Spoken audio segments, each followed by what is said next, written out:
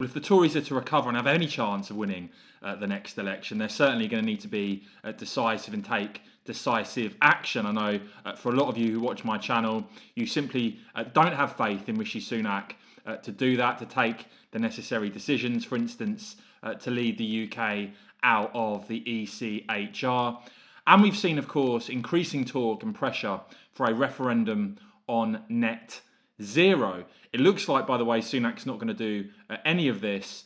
We have seen Nigel Farage come out again and talk about the need for voters to have a referendum on net zero. And of course, we recently saw Conservative MPs come out and talk about the need, the prospect for a new referendum, this time on net zero. I suppose the two key statistics for me are, first of all, YouGov recently finding that 55% of voters say policies to reduce carbon emissions should only be introduced if they do not result in additional costs for ordinary people.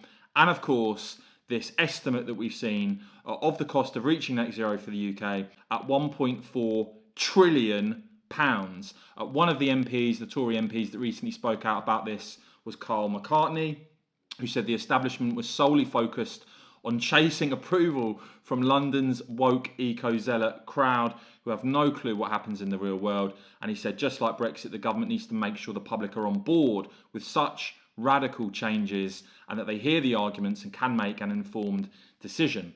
But it looks like Rishi Sunak is rejecting any referendum, any vote on net zero. Instead, speaking to ITV, he said he thinks there's agreement on it. Let me know if you agree with that in the comments below.